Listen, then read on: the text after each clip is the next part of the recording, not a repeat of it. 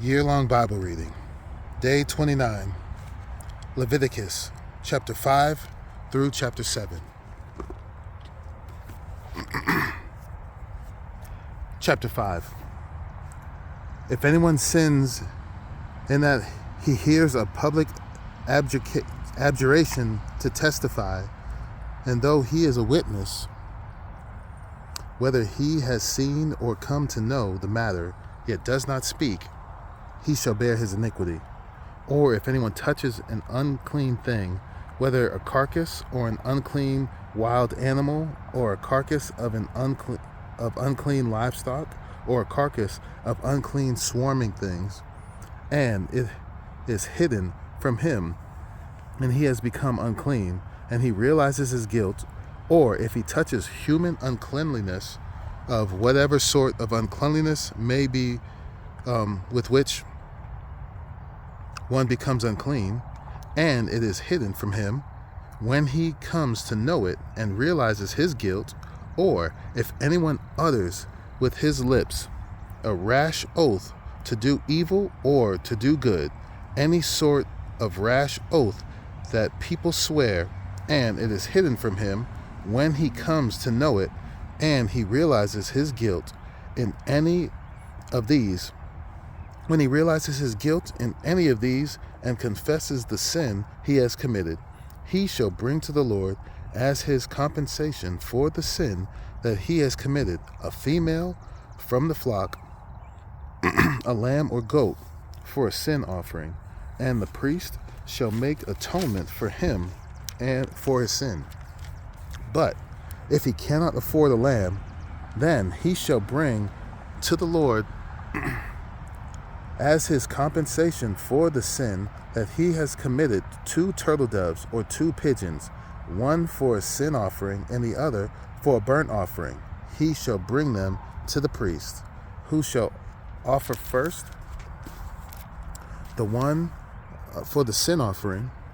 He shall wring its head from its neck, but shall not sever it completely. And he shall sprinkle some of the blood of the sin offering on the side of the altar, while the rest of the blood shall be drained out of the base of the altar. Out at the base of the altar, it is a sin offering. Then he shall offer the second one a burnt offering according to the rule, and the priest shall make atonement for him for the sin that he has committed, and he shall be forgiven. But if he cannot afford 2 turtle doves or 2 pigeons, then he shall bring as his offering for the sin that he has committed 1/10 of an ephah of fine flour for a sin offering. He shall put no oil on it, and shall put no frankincense on it, for it is a sin offering. And he shall bring it to the priest, and the priest shall take a handful of it as its memorial portion, and burn this on the altar on the Lord's food offerings. It is a sin offering. Thus the priest shall make atonement for him for the sin which he has committed in any one of these things, and he shall be forgiven, and the remainder shall be for the priest, as in the grain offering. The Lord spoke to Moses, saying, if anyone commits a breach of faith and sins unintentionally in any of the holy things of the Lord, he shall bring to the Lord as his compensation a ram without blemish out of the flock, valued in silver shekels, according to the shekel of the sanctuary, for a guilt offering. He shall also make restitution for what he has done amiss in the holy thing, and shall add 1/5 to it, and give it to the priest. And the priest shall make atonement for him with the ram of the guilt offering, and he shall be forgiven. If anyone sins doing any of the things that by the Lord's commandments ought not to be done, though he did not know it, when he realized his guilt, he shall bear his iniquity. He shall bring to the priest a ram without blemish out of the flock, or its equivalent, for a guilt offering.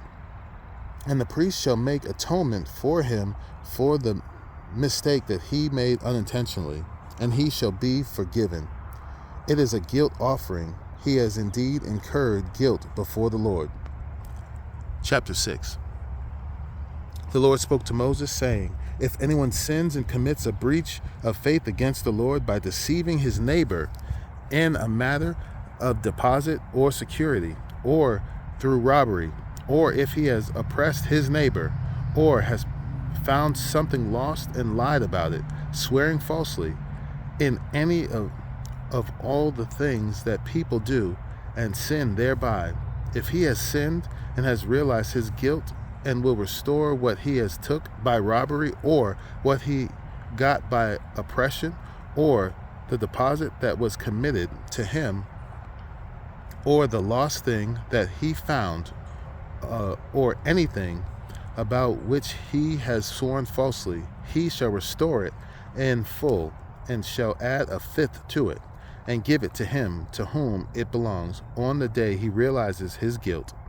And he shall bring to the priest as his compensation to the Lord a ram without blemish, out of the flock,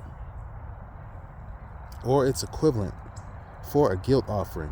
And the priest shall make atonement for him before the Lord, and he shall be forgiven for any of the things that one may do and thereby become guilty. The Lord spoke to Moses, saying, Command Aaron and his sons, saying, This is the law of the burnt offering. The burnt offering shall be on the hearth on the altar all night until the morning, and the fire of the altar shall be kept burning in on it.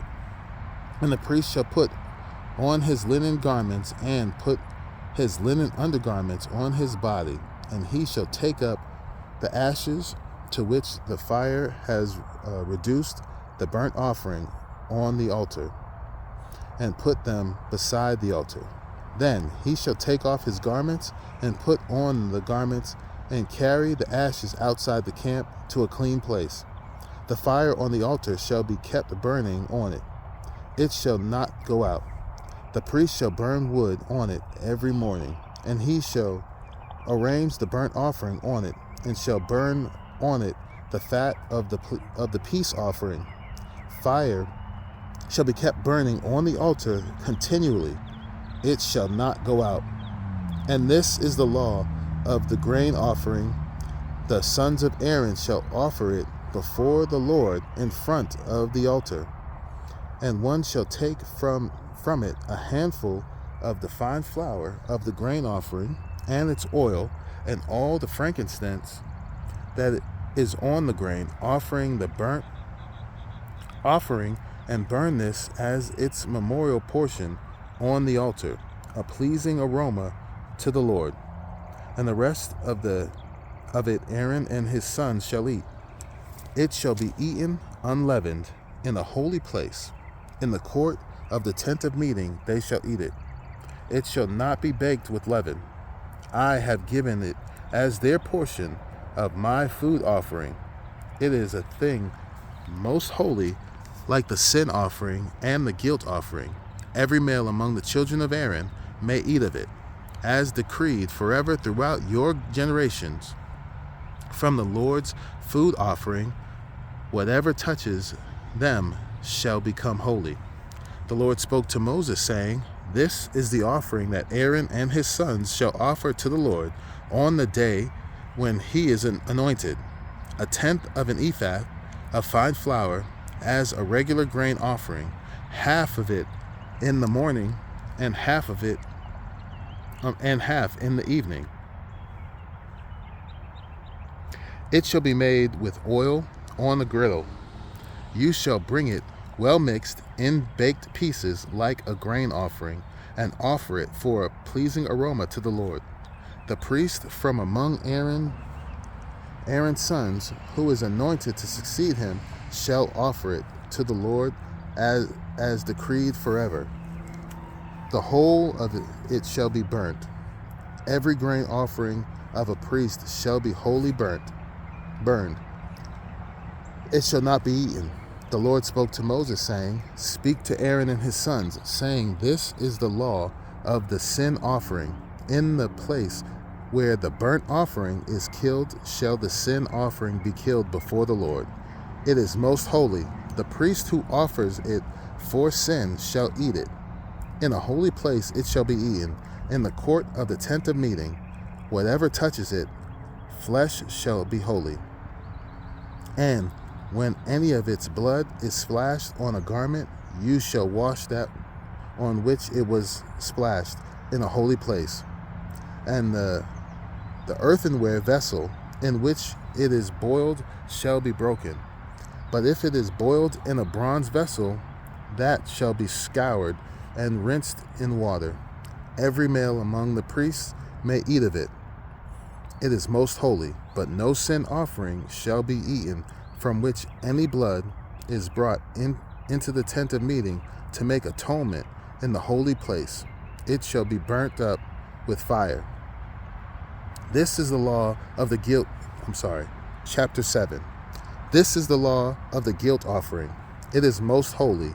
In the place where they killed the burnt offering, they shall kill the guilt offering, and its blood shall be thrown against the sides of the altar, and all its fat shall be offered. The fat tail, the fat that covers the entrails, the 2 kidneys with the fat that is on them at the loins, and the long lobe of the liver that he shall remove with the kidneys. The priest shall burn them on the altar as a food offering to the Lord. It is a guilt offering. Every male among the priests may eat of it. It shall be eaten in a holy place. It is most holy. The guilt offering is just like the sin offering. There is one law for them. The priest who makes atonement with it shall have it, and the priest who offers any man's burnt offering shall have for himself the skin of the burnt offering that he has offered, and every grain offering baked in the oven, and all that is prepared on a pan or a griddle shall belong to the priest who offers it.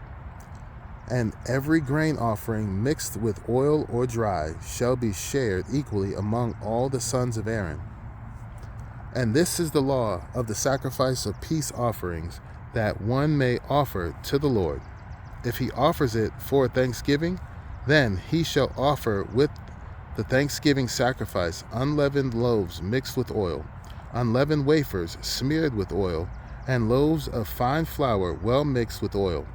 With the sacrifice of the priest offering for thanksgiving, he shall bring his offering with loaves of leavened bread, and from it he shall offer 1 loaf from each offering as a gift to the Lord.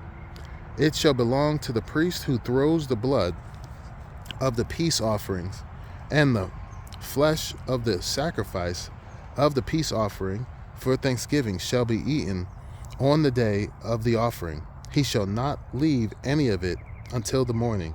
But if the sacrifice of his offering is a vow offering or a free will offering, it shall be eaten on the day that he offers his sacrifice.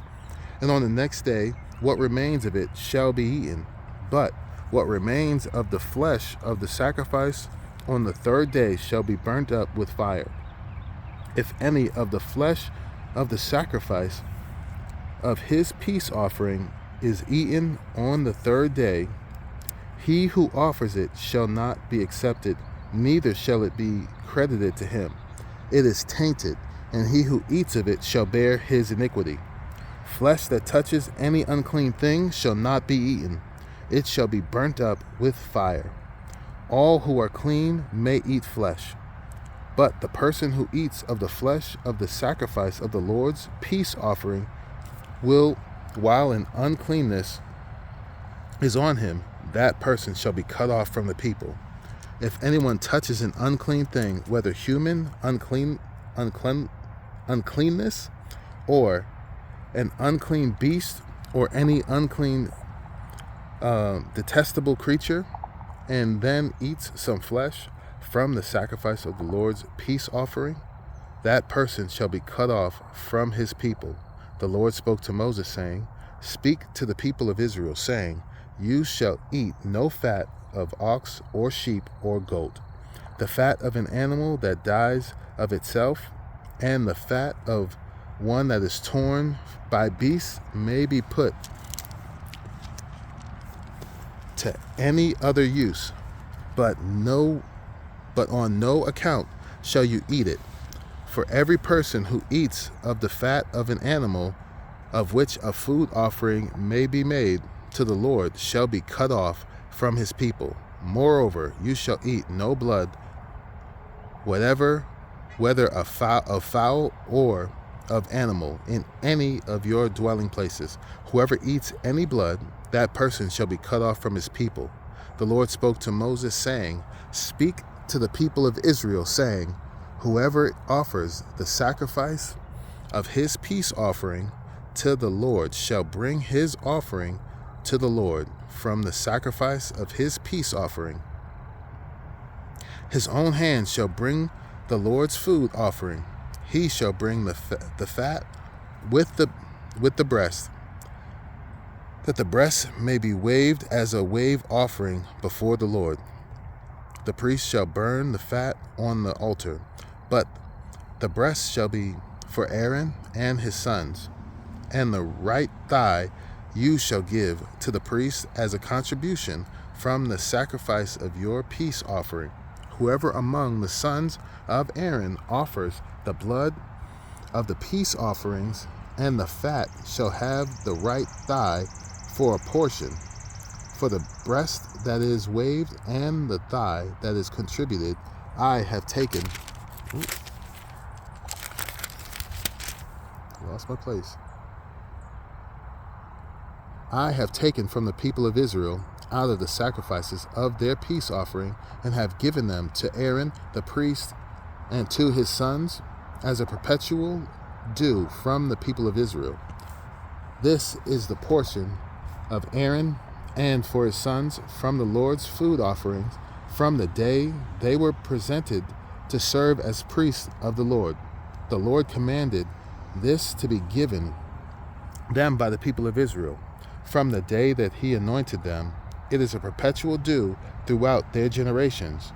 This is the law of the burnt offering, of the grain offering, of the sin offering, of the guilt offering, of the ordination offering, and of the peace offering, which the Lord commanded Moses on Mount Sinai on the day that he commanded the people of Israel to bring their offerings to the Lord in the wilderness of Sinai.